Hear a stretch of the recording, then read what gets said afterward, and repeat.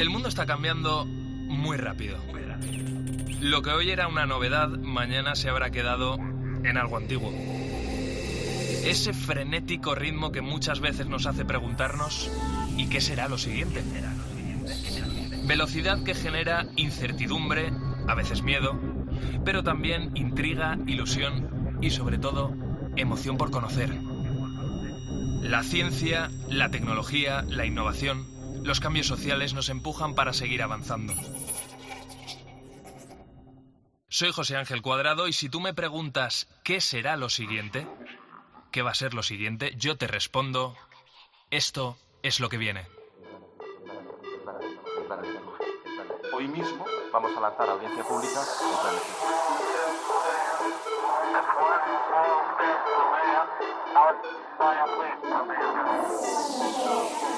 Que haya 0 emisiones de CO2 en 2050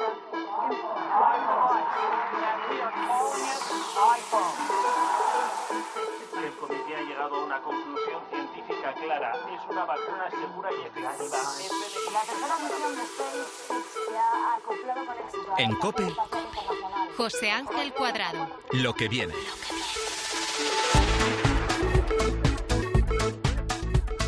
En general, no hay nada en la vida que nos mueva más, creo yo, a cualquier persona que nos toquen a los nuestros, que le pase algo a nuestra madre, a nuestro padre, a nuestro hermano, a nuestro sobrino, al hijo de una amiga muy cercana y que en nuestra mano tengamos la posibilidad de hacer algo para solucionarles el problema, para mejorarles la vida.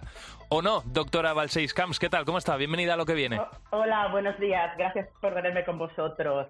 Sí, a mí me pasó. Yo estudié ingeniería química y me hice científica por inspiración de una profesora. Y ya cuando estaba metida haciendo regeneración de tejidos, me sacudió una noticia y es que la hija de mi mejor amiga nació con una orejita pequeña, con microtia. Así que me encontré en esa situación, es decir, hay un problema de salud, que la enfermedad, por desgracia, nos sacude a todos, más tarde o más temprano, pero que está en mis manos el poder intentar hacer algo para solucionarlo.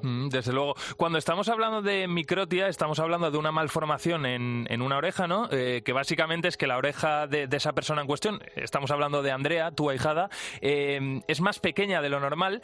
Es algo que afecta a una persona de cada, he leído, doctora, entre 5.000 o 7.000 bebés y de hecho no se sabe muy bien qué lo provoca, ¿no? O sea, podría ser una coincidencia entre factores ambientales, alguna enfermedad que haya pasado la madre durante la gestación o incluso haber ingerido algún medicamento. Eso es así, ¿verdad? Eso es totalmente correcto. Has hecho tus deberes. Eso es así. Ocurre, es una patología, una malformación congénita. No se desconocen las causas. Seguramente hay varias, como mencionas. Y pues le ocurre a uno de cada 7.000, 8.000 niños. De hecho, depende de la etnicidad. Es más común en niños de raza hispana, en japoneses, que en niños de raza blanca. Y normalmente es unilateral, o sea, el 75% de los casos es una orejita pequeña, le llaman microtia del griego, oreja pequeña, porque es una orejita que es como si fuera una flor que aún no se ha abierto, ¿no? O sea, el lóbulo inferior pequeñito. Y eso afecta normalmente a un lado, a una oreja. Normalmente es unilateral, aunque hay casos muy raros de bilateral. De los dos. Ahora enseguida vamos a explicar, doctora, qué ha hecho usted, ¿no?, durante todos estos años para mejorar la vida de Andrea, que por cierto, hemos hablado hace un ratito, me has dicho que te tutee con toda la confianza del mundo, así que si te parece continuamos con el tú. Me parece muy bien. Pues doctora, déjame que te presente ante toda la gente que nos está escuchando ahora mismo en Lo que viene, en este programa en el que hablamos de ciencia, de tecnología, de cambios sociales y de futuro aquí en Lo que viene, porque cualquiera que revise mínimamente tu currículum es consciente de la suerte que tiene charlando con una persona como tú, ¿no? Eres experta en la regeneración de tejidos, trabajas desde hace más de 20 años en el prestigioso MIT, el Instituto Tecnológico de Massachusetts, y además, que esto a mí ya me parece una heroicidad, compatibilizas todo esto con clases en el Instituto Químico de Sarriá, en Barcelona, con lo cual, doctora, estás de aquí para allá. O sea, entiendo que más del 50% del tiempo, el 60% o así, lo pasas en Estados Unidos, pero vienes también mucho a España. Sí, mi puente aéreo no es Barcelona-Madrid, sino Boston-España. Yo diría, me toca contar cada año, cuando hago la declaración de Hacienda en Estados Unidos, cuántos días paso en España y cuántos días paso en Estados Unidos, y más o menos 75% del tiempo en Estados Unidos y 25% en España. O sea que unos 3 meses al año, pero no me los tiro seguidos, sino que voy yendo y viniendo. El año pasado pues estuve 6 meses, para que te hagas una idea. Bueno, los próximos minutos aquí en Lo que viene van a ser apasionantes porque vamos a tratar especialmente como 3 temas, ¿no?, que me gustaría hablar contigo. Doctora, en primer lugar, el trabajo que estás haciendo o que has hecho durante todos estos años para desarrollar cartílagos auriculares, precisamente que ayuden a esas personas que nacen, como explicabas, ¿no?, de una manera así muy sencilla, con orejitas más pequeñas. Segundo, la ingeniería de tejidos y un parche biodegradable que has conseguido desarrollar para salvar la vida a personas que tienen problemas en la vena aorta, en la arteria, perdón, me parece algo alucinante. Y en tercer lugar, la relación que has establecido con el MIT y cómo estás consiguiendo que cada vez más investigadores españoles vayan para allá a desplegar el talento y luego que vayan a Estados Unidos y algunos vuelvan. Desde luego que eso es muy bueno para nuestro país. Pero si te parece, vamos a empezar primero con los cartílagos auriculares, ese trabajo que has venido desarrollando durante estos últimos años. ¿En qué punto está? Explícanos este trabajo. Mira, mi trabajo, yo cuando llegué al MIT, me he centrado en crear no cartílago, de hecho, sino arterias, venas y capilares, o sea, sistema circulatorio. ¿Qué pasa? Que cualquier tejido que necesita crecer tiene que tener un riego sanguíneo. Entonces, al especializarme en vasos, pues eso ha hecho que mis investigaciones toquen diferentes campos. Por ejemplo, el del cartílago. Por ejemplo, el de cáncer. Un tumor no crecería porque las células necesitan estar cerca como máximo a 200 micras de un vaso sanguíneo. Si no, aquello no crece porque no tiene oxígeno ni nutrientes. Así que el tema del cartílago, pues uno de los proyectos que hemos desarrollado en mi laboratorio. ¿Y dónde está? Pues mira, hemos colaborado con el Hospital Sant Joan de Déu de Barcelona y con el Children's de Boston para que cada niño al que iba a operarse, a rehacerse la oreja, porque actualmente estos niños llegan, se quieren rehacer la oreja externa, ¿vale?, el pabellón auricular externo, pues les sacan la orejita pequeña, esa pequeña oreja mal formada que os he comentado, y les extraen 2 a 4 costillas de las flotantes, las que no están unidas al esternón, y ahí de esas costillas cogen el cartílago y le dan forma de oreja y lo implantan debajo de la cara. O sea, les están haciendo orejas a través de cartílago costal, ¿no?, haciendo una forma de oreja. Yo he estado en una cirugía con esta porque tuve suerte, ¿no?, de las colaboraciones con Sant Joan de Déu, y la oreja pequeña se tiraba, se incineraba, era un desuso, ¿no? Pues conseguimos una cosa muy importante que pues esa colaboración con los 2 hospitales, de manera que cada vez que un niño iba a operarse, los padres, que con gran generosidad por su parte, firmaban un consentimiento informado diciendo: yo cedo ese cartílago, que si no va a acabar incinerado y en la basura, para que vaya al laboratorio de la doctora Balcells. Entonces, la primera cosa que conseguimos es pues docenas de orejitas pequeñas que extrajimos las células que forman el cartílago mal formado y las estudiamos. Y allí descubrimos que las células están sanas, las células funcionan, solamente que han perdido la instrucción. Es como si tu coche funcionara, pero de repente el GPS dejara de funcionar y te quedaras perdido. Se han quedado perdidas, pero si se extraen y se cultivan, con una serie de estímulos recuperan esa función y son capaces de generar cartílago auricular, ¿vale? Que es diferente, el cartílago de oreja es elástico, es diferente que el cartílago de rodilla, es diferente del cartílago de costilla, ¿de acuerdo? Entonces, lo primero que conseguimos fue eso, demostrar que las células funcionan. El segundo es sembrar esas células en un andamiaje, o sea, un material biodegradable, que de la misma manera que cuando arreglas un edificio, o si vas a Barcelona y ves la Sagrada Familia, ves todos los andamiajes, es temporal, pero esas células que tienen que formar un cartílago es un tejido sólido, necesitan donde agarrarse para crecer y formar cartílago, ¿no? Entonces, buscamos ese material, sembramos las células dentro, vimos que las células se agarraban y formaban cartílago, estimulándolas para que este cartílago tuviera las mismas, o sea, siempre estábamos comparando con cartílago de verdad, ¿no? De decir, a ver, el cartílago real, ¿no?, tiene que tener elastina, ¿no?, que le da las propiedades elásticas, tiene que tener proteoglicanos, tiene que tener colágeno 1, colágeno 2, todo eso lo íbamos, ¿no?, comparando al gold standard, ¿no?, o sea, al cartílago real, elástico. Y luego lo que hicimos ya es estudios preclínicos, es decir, con animales, porque obviamente me sabe muy mal decirlo, pero antes de intentar implantar algo en un niño hay que probarlo en un animal, y entonces empezamos la investigación preclínica primero en ratoncitos y en ratas, y al final en un animal más grande, que es el que tiene el cartílago más parecido al humano, y le hicimos un autoimplante. O sea, hicimos ¿Qué realmente... animal es, doctora? Hay varios. El más parecido, el que nosotros usamos fue conejo. Anda. Conejo, New Zealand White Rabbit. Pues ¿vale? yo hubiera pensado en, no sé, en un chimpancé, no sé. Incluso No, es verdad que con los cerdos de hecho, se hace también el trasplante de órganos. No, el que más se parece, de hecho, es la oveja. El cartílago de oveja es el que más se parece al humano. El cerdo, que comentas, es el que más se parece al sistema cardiovascular. Ajá. O sea, cardiovascularmente hablando, el cerdo es el más parecido al humano. Pero cuando hablamos de cartílago es oveja. No llegamos a hacer oveja por el coste que eso representa. Claro. O sea, la historia y la publicación que acabamos de mandar y ha sido aceptada en Biomaterial Science se queda en un animal que es mediano, que se parece, que es cartílago, y que ese animal es totalmente sano, o sea, no tiene ningún tipo de... muchos de los experimentos que hicimos antes eran con animales irradiados, que no tienen sistema inmunológico, por lo tanto, eso genera evita que el material sea rechazado. En este caso hicimos el estudio en conejos, ¿sí?, que eran totalmente normales. Entonces le hicimos lo que haríamos a un niño, es decir, quitarle una pequeña biopsia de 2 milímetros, imagínate, de la oreja sana, aislar, o sea, deshacer ese cartílago sin dañar las células y aislar los condrocitos, sembrarlos en nuestro biomaterial con 3 dimensiones y volvérselo a implantar, ¿no? Es un autoimplante, volvérselo a implantar al mismo donante, al mismo conejo. Pero en este caso. Y eso, doctora, claro, yo hasta ahí llego, pero ¿eso luego iría creciendo sobre el cuerpo de la persona que lo recibe? El ensayo que hicimos en el conejo no le dimos ningún tipo de margen para que no creciera. Entonces la respuesta es sí, creció en el conejo, lo cual era bueno porque queríamos ver si el cartílago se desarrollaba y crecía.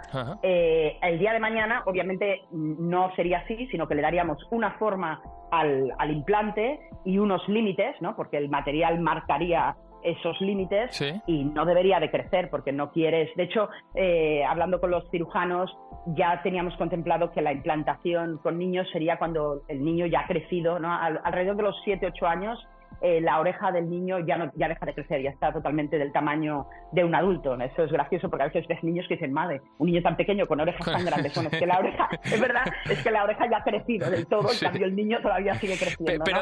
Pero doctora, entonces, porque a mí me quede claro, en el caso de los niños, sí, cuando esto ya esté totalmente desarrollado, por decirlo de una manera muy vulgar y muy sencilla, ¿haríamos crecer la oreja en el laboratorio hasta el tamaño X, o sea, el tamaño deseado, sí, y después se operaría al niño para injertarle? No sé si se dice así técnicamente, pero injertarle la oreja, ¿sería así? Sí, crearíamos, de hecho no lo haríamos crecer. Ya sintetizaríamos y prepararíamos el material con la forma final, con el tamaño final, introduciríamos las células y lo implantaríamos ya en el niño sin que tenga que crecer en el niño. Esto, vamos, es alucinante. O sea, es alucinante y eso está ya disponible para todo el mundo, como tú misma decías en esta revista científica. Doctora, si te parece, porque me parece también muy interesante, quiero tocar el segundo palo, el segundo asunto que había adelantado, que es el de ese parche biodegradable que ahora mismo está salvando la vida o que puede salvar la vida a personas que tienen problemas en la arteria, que antes he dicho vena, ¿no? En la arteria aorta. Entonces, ¿esto cómo, a nivel práctico, cómo se hace? ¿Cómo se hace? Bueno, de momento no salva vidas de muchas ovejas que le creamos una fisura en la aorta, que es la tubería principal del cuerpo, ¿no? Sale del corazón, aorta. Y bueno, es un parche, imaginaros una tirita, ¿no? Tienes una herida en la piel y te haces una tirita para que pares de sangrar. Pues lo mismo cuando se da un caso letal, que es la disección aórtica, es decir, una herida que crea que hace que la sangre empiece a salir fuera de la aorta. O sea, te puedes imaginar una mortalidad tremenda. Sí, altísima, sí. Sí, altísima, pues con mis exalumnos y ahora colaboradores, porque a veces la gente me dice, ¿cuál es tu contribución? Mi contribución es el talento. Los fundadores y el liderazgo de esta empresa son el doctor Martorell, la doctora Noemí Balá y el doctor Alex Aranda. Son todos exalumnos míos. Entonces, bueno, es un material, de nuevo, sintetizado de manera inteligente, es decir, que tiene una dirección, una parte de arriba más rugosa, más densa, y una parte de abajo más esponjosa, que además tiene un adhesivo patentado, secreto, que sirve para que se engancha dentro de la aorta cuando hay esa fisura. Además, también en la manera de llevar ese adhesivo al sitio sin que se desenganche, sin que se coagule, pues un catéter especial que permite rotar y enganchar el parche. Toda una serie de tecnologías muy, muy nuevas para solucionar una patología, como te decía, que es muy rara, pero con una alta mortalidad. ¿Y cuándo es posible que se pueda empezar a usar en personas? O sea, ¿tenemos alguna fecha? ¿Tenéis alguna fecha? Sí, bueno, ya se está usando en personas muertas, de hecho, en cadáveres. Hemos hecho pruebas en cadáveres y está dando muy buenos resultados. Y ahora, pues, el equipo de Aortix está buscando financiación, inversión, de hecho, y empezar a preparar los diferentes, como os he dicho, por suerte es algo que pasa raro, pues muchos hospitales para poder hacer el primer estudio en humanos, no en un hospital, porque iríamos a un paciente al mes, sino hacerlo en 3 meses, pues tener cientos de casos en diferentes hospitales de todo el mundo, y por eso el equipo está siempre con un pie en España, un pie en otros lugares de Europa, un pie en Estados Unidos, hablando con las empresas más grandes del sector. Ya se lo he dicho fuera de aquí, que no quería hacerle la pelota, pero es que ha sido una de las personas más interesantes que ha pasado por lo que viene, sobre todo por el trabajo que está haciendo, y es que es alucinante. Ya lo último, doctora, esa conexión España-Estados Unidos-Boston, ¿no? Llevas muchos años atrayendo talento español hacia Estados Unidos, investigadores para que se formen contigo y con otros equipos, y muchos de ellos entiendo que vuelven a España. Más que hacer un resumen de cuántos han pasado por ahí y tal, te pregunto ya a nivel personal, eso para ti entiendo que será una grandísima satisfacción. Sí, de hecho, cuando hablo de lo que más me orgullece es de la gente que he contribuido a formar. Hay investigadores buenísimos en todas partes, y lo que más importante es la movilidad. Entonces, pues cuando llegué a MIT hace 24 años, MIT tenía programas internacionales con Japón, con China, con Alemania y con Francia, y no tenía ningún programa con España. Así que contribuí, creé y todavía dirijo el programa de MIT con España, que es un puente bidireccional, O sea, perdona que te corrija, pero vienen tantos españoles a MIT como estudiantes de MIT van para España. Van para España. Y eso es lo más importante, la movilidad. Y de alguna manera, son todos ellos diamantes en bruto. Y lo único que yo hago es darles alas, pulirlos, ¿no? Y inspirarles. Quizá algunos de ellos no han salido de donde estaban, ¿no? Por su temprana edad, simplemente estaban estudiando, pues por ejemplo, en una universidad española y no había más, ¿no? Y darles alas, ¿no? De abrirles la cabeza, de hacerlos venir aquí. Y sí, por ejemplo, con mi colaboración, soy profesora del Instituto Químico de Sarriá, pues he tenido a más de 200 estudiantes que han estado aquí, y yo sí que lo tengo cuantificado, el 75% ha vuelto a España. 75%. Pues eso es un lujo, y podemos estar muy orgullosos de que gente que se ha formado en uno de los institutos a nivel tecnológico y científico más prestigiosos de todo el mundo estén ahora mismo a disposición de la sociedad española, de todos nosotros. O sea que más que eso yo creo que no hay nada. O sea, ya eso lo define todo. Doctora Balcells Camps, ha sido de verdad un lujo contar con tu testimonio aquí en Lo que viene. Te vamos a seguir la pista, y oye, en cuanto tengas avances en cualquiera de las investigaciones en las que estás involucrada, que son muchas, nos das un toque y te llamamos para conocerlo. Muchísimas gracias, aquí estaré. En COPE, Lo que viene. José Ángel Cuadrado.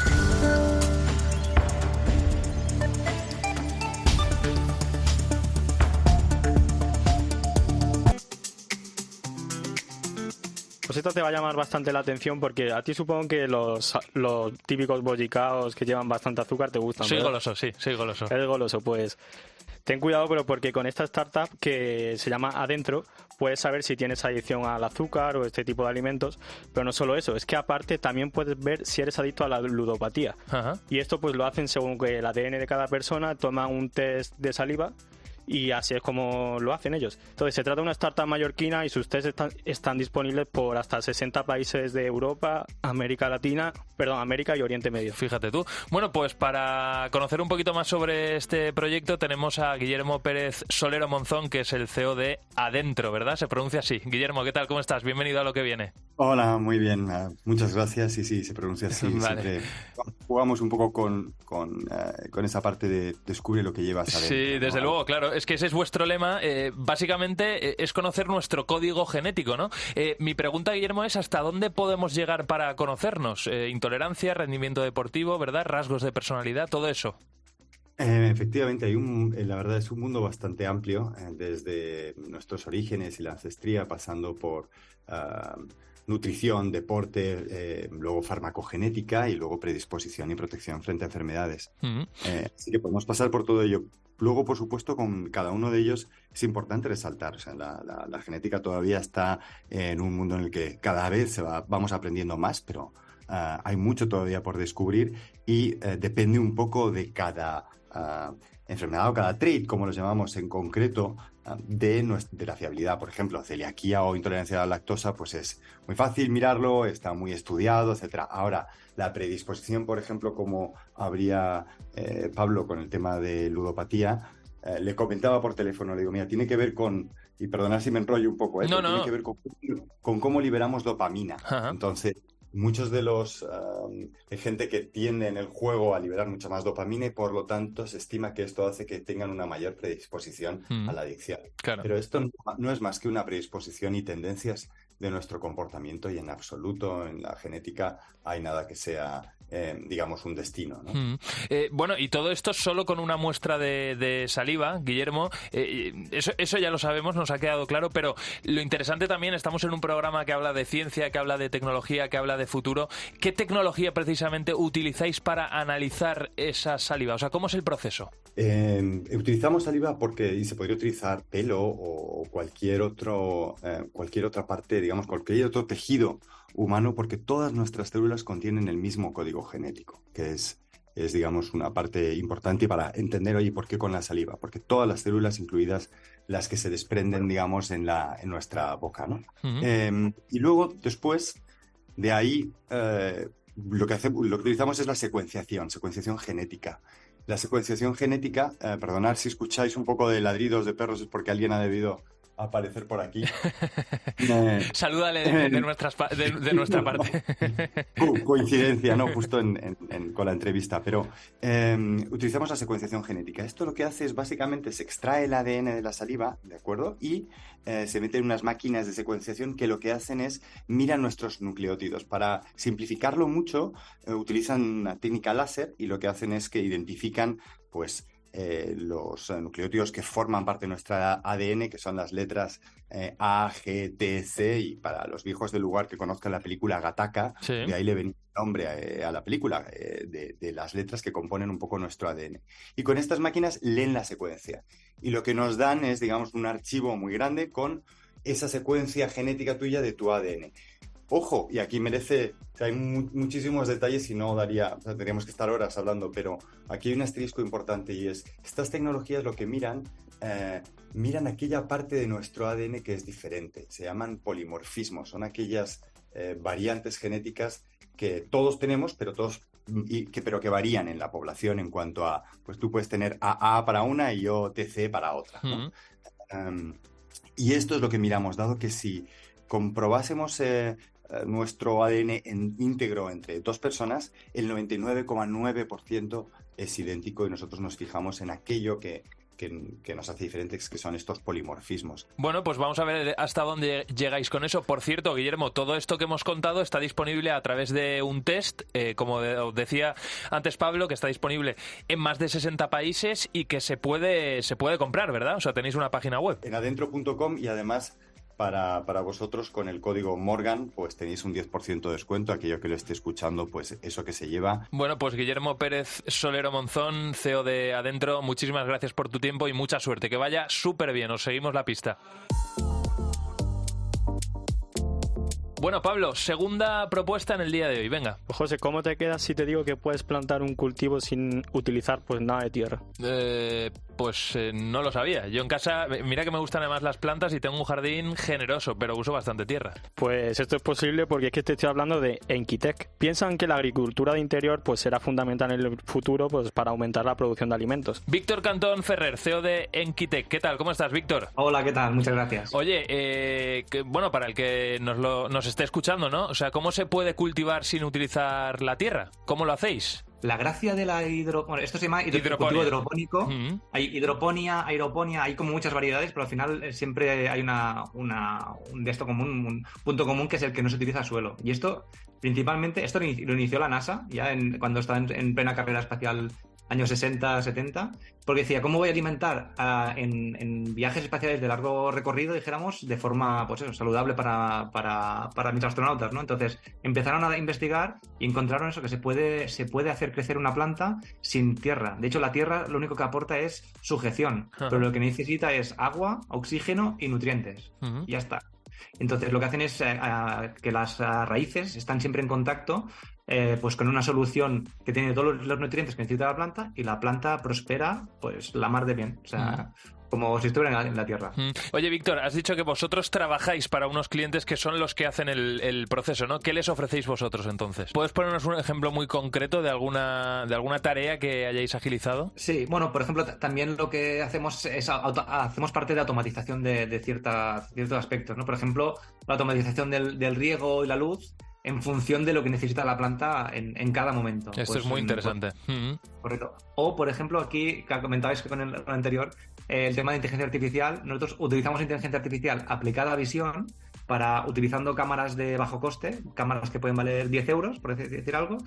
Con esa cámara podemos tomar una foto cada hora o cada 2 horas. La planta no va a reaccionar demasiado rápido, o sea, va a otro ritmo, y podemos procesar esa imagen en nuestra plataforma en cloud y saber si tiene una deficiencia, un nutriente o una enfermedad, etcétera. Entonces, imagínate poner pues 200 cámaras de estas, ¿no? Pues estás automatizando la monitorización de ese cultivo. Yo sí que te quería preguntar, Víctor, si se puede cultivar ahora mismo cualquier cosa bajo la hidroponía, o si hay alguna fruta o alguna verdura que se haya incorporado recientemente. Tendencia al sector, buscar en la miniaturización de según qué especies. Por ejemplo, una posibilidad es poner higos, aunque parezca contrario a lo que te acabo de decir. ¿Sí? Pues se pueden hacer esquejes de higuera de especies que son relativamente pequeñas y poder llegar a hacer. Pues Víctor Cantón Ferrer, CEO de Enquitec, ha sido un lujo escucharte aquí en Lo que viene. Mucha suerte. Muchas gracias. En COPE, Lo que viene. José Ángel Cuadrado.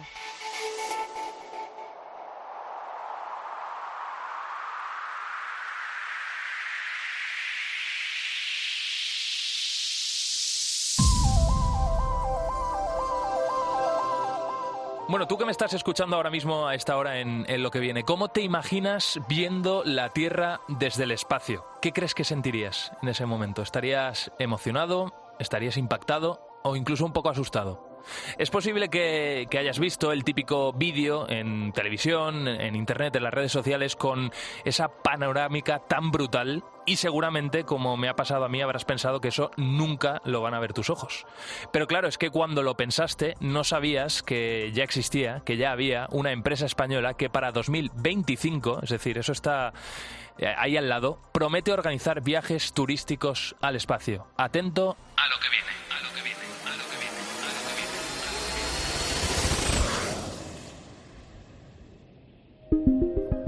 La compañía no es de Estados Unidos, no es China, no es rusa, no es India, no, es una empresa española, se llama Alospace, y ha abierto las puertas a este tipo de turismo al público.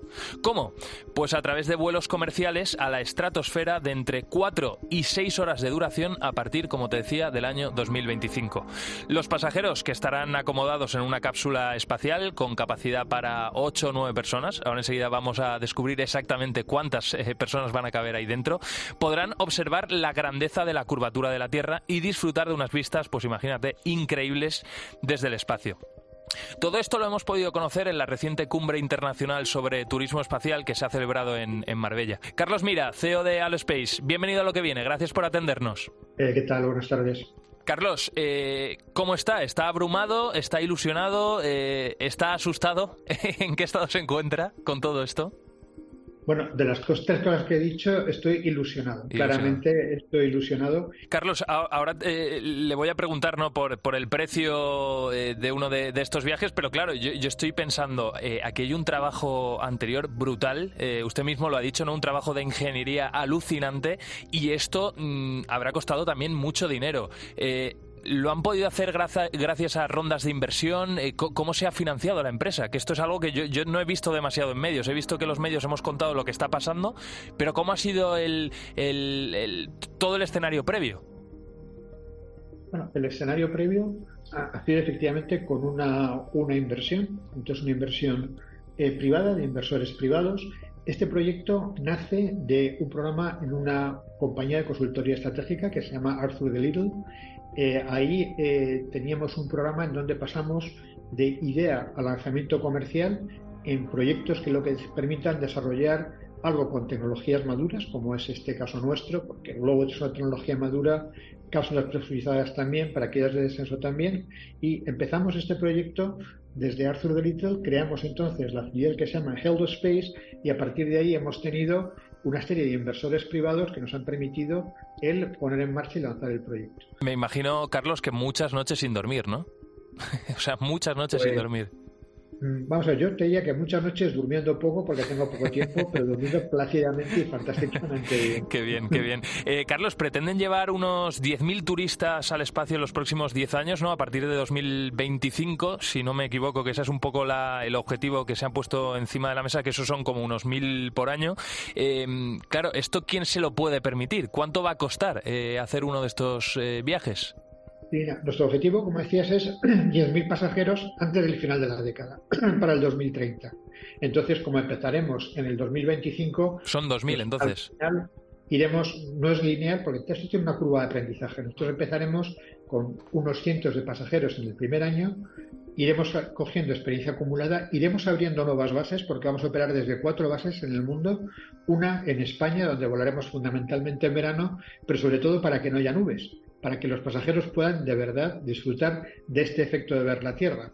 El coste, preguntabas, pues hombre, es un coste elevado, pero mucho menor de los 21 millones que pasó el primer turista espacial que subió a la estación. Los últimos que han subido han pagado más de 35 millones. Los nuestros empezamos en 150.000 euros. Bueno. Es un precio alto, pero más asequible. A ver, está rodeado, hablando claro, ¿no?, de gente con posibles, y me imagino que hablando de inversores y demás, que alguno ha dicho, oye, yo quiero ser de los primeros. O sea, te lo digo un poco por el perfil de esa persona. No sé si gente de mediana edad, gente más mayor, gente más joven. No sé, ¿qué te imaginas tú al menos? Mira, en principio estamos montando ya lo que llamamos un panel de futuros pasajeros que nos ayuden a validar una serie de conceptos que están relacionados con el diseño del interior de la cápsula, no como ingeniería, sino como confort, como utilidad, como qué prefieres, esto o lo otro, ¿no? Queremos que nos ayuden también en todo lo que es el desarrollo y la validación del plan de entrenamiento que les vamos a dar, que es sencillo, y sobre todo de la experiencia, desde el momento en que llegan a la base hasta que se van. Queremos que estén con nosotros 4 o 5 días.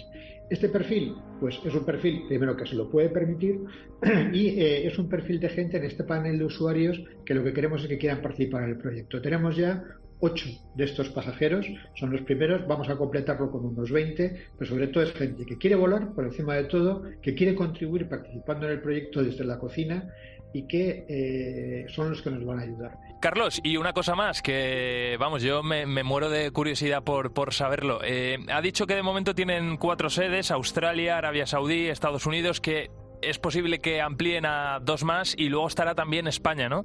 En España necesitan una zona, hablaba sobre todo de utilizarla en verano cuando haga buen tiempo, con lo cual deduzco que necesitan zonas donde no haya muchas nubes, donde no llueva mucho.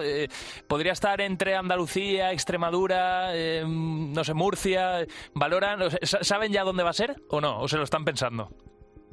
Bueno, en principio sabemos dónde queremos tenerla. Va a ser, como has dicho antes, Extremadura o Andalucía y Extremadura. Andalucía es más grande que Extremadura.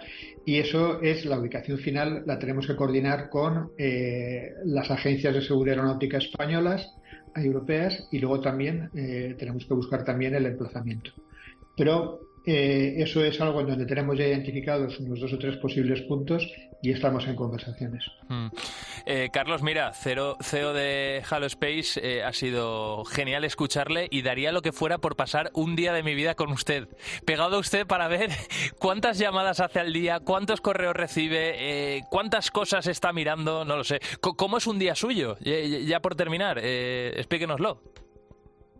Bueno, un día mío es de todo lo que has dicho y luego también de trabajar. Ten en cuenta que en este momento, para construir un sistema de estas características, primero trabajamos con empresas que son de primer nivel dentro de lo que es la industria aeroespacial. Y tenemos la suerte de que en España tenemos una industria aeroespacial estupenda. La empresa que estamos haciendo con ellos, todo lo que es la ingeniería y la integración del sistema, es CT Ingenieros. Es una empresa de casi 3.000 ingenieros aquí en España, que es un Tier 1, un suministrador principal de Airbus, por ejemplo, ¿no? Tenemos Aciturri, que fabrica fuselajes y alas, secciones de alas y fuselajes para Boeing, para Airbus. Ellos son los que hacen nuestra cápsula, fabrican la cápsula. A GMV, que es una empresa líder en el mundo en todo lo que son sistemas de control de emisión y control de tierra de satélites, y en este caso también de nuestro sistema. Una empresa canadiense, MEMIS, que hace los sistemas con los que se recuperan, por ejemplo, los lanzadores, los Falcon 9 de SpaceX. Una empresa, un instituto en India, que es el líder mundial en globos estratosféricos desde 1970. Entonces hay más de 70 personas que están trabajando en este proyecto y supone también para mí una enorme satisfacción y aprendizaje continuo de este equipo, de gente con mucha experiencia que también forman parte del equipo, los que han sido en Airbus Military los directores de programa, directores de ingeniería, vicepresidentes de ingeniería de los aviones militares que ha hecho Airbus aquí en España. El A400, el 295, el programa de tanqueros de repostaje en vuelo. O sea, realmente tenemos un equipo de lujo que francamente hubiera sido muy difícil montarlo en cualquier otro sitio. Bueno, pues yo solo puedo decirle una cosa: mucha suerte con este proyecto y ojalá en 2025 sea una fecha histórica para todos porque podamos ver los buenos resultados de Aerospace. Carlos, mira, os seguimos la pista, te seguimos la pista. Muchísimas gracias por su tiempo. A vosotros, muchas gracias. Hasta luego. En COPE, lo que viene. José Ángel Cuadrado. Te resulta familiar, ¿verdad? Pues tranquilo y tranquila que no te acaban de enviar ningún WhatsApp mientras me estás escuchando, pero si es que te lo ha parecido, que sepas que lo mismo lo utilizas demasiado y tienes ese sonido metido en el coco martilleándote todo el día. Quiero que hagas un ejercicio, que hagamos un ejercicio juntos. Busca ahora mismo, coge el móvil, en los ajustes, ¿cuánto tiempo pasas con la pantalla activa? ¿Cuánto tiempo pasas? Pues es posible que el dato te sorprenda. De hecho, según los últimos estudios, utilizamos nuestros dispositivos móviles, nuestros teléfonos, una media de casi 2 horas al día. Y eso es solo la media, ¿eh? Es el tiempo en realidad que perdemos, o mejor dicho, que invertimos, me gusta decir a mí, en cosas menos edificantes usando nuestros móviles, y esto lo hace casi el 80% de los españoles, que no es poco. Y entre las redes sociales que más consumimos, porque principalmente estamos en redes sociales, está Facebook, que ahora mismo es la primera, está YouTube, está Instagram también, WhatsApp o esta que vas a escuchar.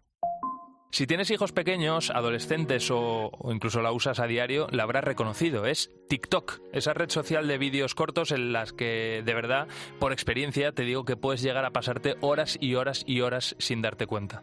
Bueno, pues es tal el furor que causa esta red social ahora mismo, que acumula unos 1.000 millones de usuarios en todo el mundo, y también se ha generado una industria en torno a ella. No solo gana dinero TikTok con nuestro tiempo, con el tiempo que pasamos en esta red social, sino que también hay personas que saben aprovechar sus perfiles para generar dinero. En ella se hace de todo, pero sin duda lo que más triunfa son los bailes y los retos virales. Puede parecer inofensivo consumir todo este tipo de contenido, pero en la práctica no lo es tanto, y ahora me vas a entender. Según algunos estudios, TikTok y otras redes sociales crean una adicción muy similar a la que se tiene cuando una persona es adicta al juego. Son muchos los expertos que aseguran que las redes sociales como TikTok funcionan como las típicas tragaperras que te puedes encontrar en una sala de juegos, y todo esto responde a la mecánica de nuestro cerebro. Te lo explico de una manera muy sencilla. Mirar constantemente vídeos de TikTok normalmente nos hace sentir bien, y nuestro cerebro está preparado para repetir eso que nos hace sentir bien. Es un mecanismo de recompensa en el que liberamos dopamina. ¿Es comparable la adicción a las redes sociales con la del juego? O incluso con la de las drogas. Con cada vez más personas inmersas en TikTok, lo que viene va a ser una sociedad adicta a esta red social. Ana Ortiz, psicóloga especializada en trauma y MDR. Ana, ¿qué tal? ¿Cómo estás? Bienvenida a Lo que viene. Muchas gracias, José Ángel. ¿El proceso cuando consumimos redes sociales es tal como lo he descrito yo? O sea, ¿generamos esa dopamina que el cerebro lo identifica como algo positivo? Sí, la verdad es que, no lo podría haber explicado yo mejor.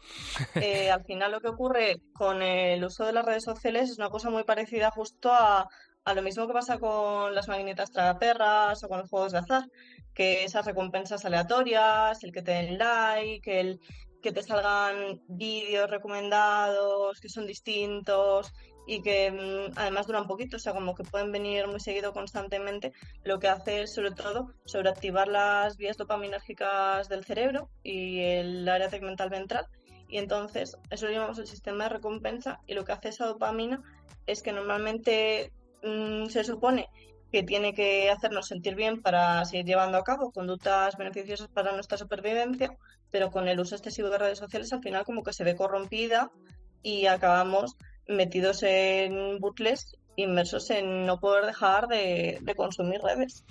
Es muy interesante todo esto que explicas, Ana. Fíjate, yo el otro día veía un reportaje de equipo de investigación de este programa que tiene reportajes, la verdad que bastante buenos, y hablaban del algoritmo de TikTok, ¿no? Al final TikTok es una empresa que está para ganar dinero, y ellos se han dado cuenta que si promocionan los directos, es decir, pues un músico, ¿no? Por ejemplo, que se tira 2 o 3 horas en directo, va a tener a mucha gente enganchada que le está donando dinero. Bueno, son como insignias, ¿no? O como monedas digitales que compra la gente, se lo está donando a él, pero también está más tiempo en la red social, con lo cual la red social puede soltar más anuncios, ¿no?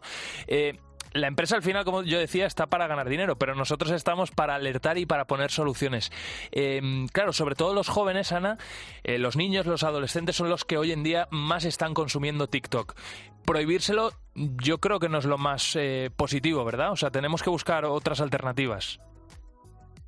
Sí, porque al final muchas veces a los padres también les asusta mucho y les preocupa cómo sus hijos pueden estar haciendo uso de estas redes sociales, pero realmente si se cogen como un poco ese rol de papás, policía, castigadores, los niños se van a cerrar y los adolescentes se van a cerrar. Al final tú eres psicóloga, eres capaz de identificar cuando hay algún problema por la conducta que está mostrando una persona en concreto. Entonces, ¿cuándo debemos alertarnos? Pues como en todas las adicciones, yo te diría que principalmente lo más destacable suele ser, sobre todo, la tolerancia y la abstinencia. O sea, el que cada vez necesiten consumir más porque se ha disminuido la respuesta a la misma cantidad de consumo, entonces como que el tiempo que le dedican empieza a ser inmenso, empiezan a descuidar otras áreas de su vida, como que ya no están tan involucrados en la familia o han dejado de lado aficiones, si eran niños lo mismo, han dejado de lado pues alguna actividad extraescolar o ya no salen tanto con los amigos por quedarse conectados o haciendo alguna cosa con el ordenador o con el móvil. Y el síndrome de abstinencia, que es y cuando no lo están usando porque por lo que sea se les castiga, o porque no pueden acceder al teléfono, o porque se lo han dejado en casa o se les ha estropeado, si están lo mismo más irritables, si están más ansiosos, si incluso alguno puede tener hasta arranques de ira o de agresividad. Pues Ana Ortiz, psicóloga especializada en trauma y MDR, ha sido súper interesante escucharte. Gracias por tu tiempo y te volveremos a llamar cuando tengamos alguna duda sobre este asunto. Muchas gracias a ti, José Ángel. En COPE, lo que viene. José Ángel Cuadrado.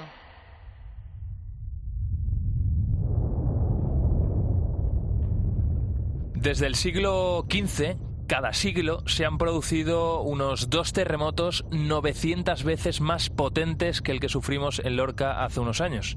Y nuestro país sigue sin estar preparado. ¿Qué haría falta? Pues ahora enseguida lo descubrimos aquí en Lo que viene.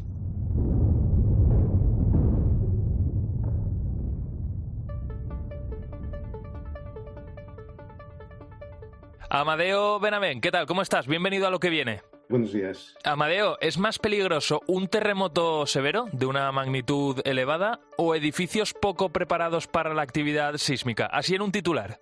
La combinación de los dos es letal. El peligro sísmico no lo podemos evitar, lo que sí que podemos es prepararnos. Eso es lo que tenemos que hacer.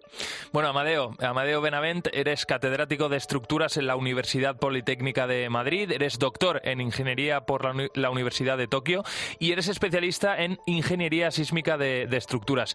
Llevas más de 10 años trabajando, investigando en disipadores de energía, que básicamente, si no me corriges tú, son piezas que conectan pilares y vigas en un edificio y que absorben la energía de un terremoto para evitar que una estructura colapse. Esto no es algo nuevo, pero vosotros sí que aportáis una novedad. Así que cuéntanosla, ¿cuál es esa novedad? De una manera sencilla, para que todo el mundo lo entienda. Bueno, ese tipo de dispositivos no son nuevos en países de alta sismicidad como Japón o Estados Unidos, donde se llevan utilizando pues unos 10-15 años, pero sí que son muy nuevos en España y prácticamente desconocidos muy poco conocidos en Europa y prácticamente desconocidos en España. Hay diferentes tipos.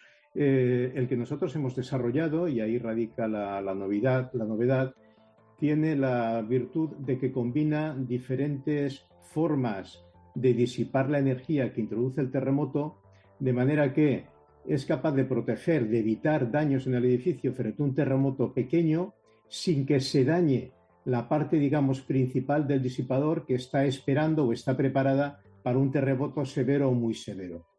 Es decir, combina dos partes, una para terremotos moderados y otra para terremotos severos, que hacen que, como he dicho antes, se pueda proteger una estructura y evitar prácticamente los daños en caso de terremotos pues tan fuertes como los que sufrió Turquía o Marruecos hace poco tiempo. Hace poco tiempo, sí. De todas formas, Amadeo, claro, hablamos de Marruecos. Es cierto que allí gran parte de las casas, de los edificios afectados estaban construidos con adobe, con lo cual ahí ya partimos de una base pues muy débil, ¿no?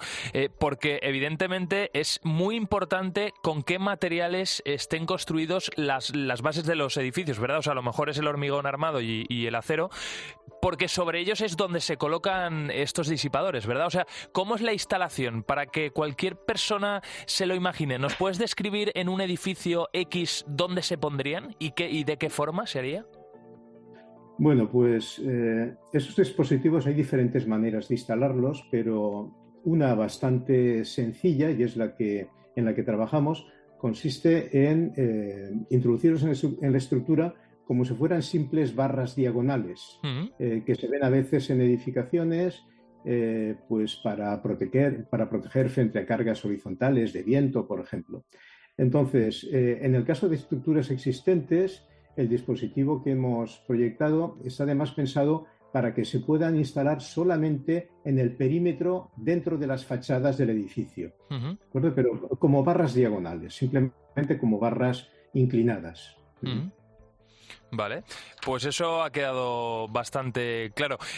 Otra de las cosas interesantes, ojalá no suceda, ¿no? Pero tú me pasabas un dato que hay que tenerlo en cuenta. Desde el siglo XV, que más o menos es cuando se empezó a medir la actividad sísmica, ¿no? Se han vivido como 2 terremotos gordos por siglo. Claro, hablamos de algo con 900 veces más energía que lo que sucedió en Lorca. Por lo tanto, podría ser lo que venga en nuestro país, no de aquí mucho. ¿Está nuestro país preparado para soportar esto? Efectivamente, como muy bien has dicho, en España estamos en tiempo de descuento. Es decir, hace cerca de 150 años que no tenemos un terremoto severo. El terremoto de Lorca fue un terremoto moderado. Y fíjate los daños que produjo. No solo produjo víctimas, casi 10 víctimas, daños materiales muchísimos, pero incluso en estructuras que se habían proyectado según la normativa vigente en España, la actual. Hubo un edificio que incluso colapsó y hubo más de 70 edificios que sufrieron daños importantes. Con lo cual, respondiendo a tu pregunta, no estamos suficientemente preparados. Un terremoto severo puede ser, como tú has dicho muy bien, puede introducir una cantidad de energía que es del orden de 900 veces mayor que la que introdujo el terremoto, por ejemplo, de Lorca. Con lo cual es muy importante prepararse. No podemos evitarlo, no sabemos tampoco cuándo ocurrirá, claro, pero es muy importante hacer los deberes y tener las estructuras preparadas para ello. Y en ese sentido, la tecnología que estamos desarrollando puede ser de gran ayuda. Pero primero, antes de llegar ahí, hay que dar un paso previo, que es actualizar nuestra normativa sísmica y adoptar la normativa europea como han hecho el resto de países europeos, lo que se llama el conjunto de los eurocódigos. Sin embargo, en España se está caminando en dirección contraria y se siguen produciendo normativas nacionales que mezclan normas antiguas españolas con parte de los eurocódigos y que son francamente temerarios. Pues ha quedado bastante claro y vamos, que ha sido muy gráfico, ¿no? Si nos compensa o no tomar medidas preventivas para evitar luego ciertos desastres. Y sobre todo, como al final ha quedado de manifiesto en esta sección, ahora ya no estamos hablando solo de proteger las vidas personales, que también, por supuesto, es lo más importante, sino también proteger las estructuras de los edificios, es decir, ambas cosas, ¿no? Amadeo Benavent, catedrático de Estructuras en la Universidad Politécnica de Madrid. Estáis trabajando con esos nuevos disipadores 4.0, 5.0, no sé ya por dónde vamos. Ha sido muy interesante escucharte. Muchísimas gracias. Muchas gracias a vosotros. Pues hasta aquí la quinta entrega de Lo que viene, hablando aquí en la cadena COPE de ciencia, de tecnología, de futuro, de cambios sociales. Como siempre digo, espero que los temas te hayan resultado interesantes y nosotros nos volvemos a citar la semana que viene en el mismo sitio y a la misma hora. Los mejores contenidos, te recuerdo, los puedes encontrar en nuestra página web en cope.es y también en las redes sociales. Hasta siempre.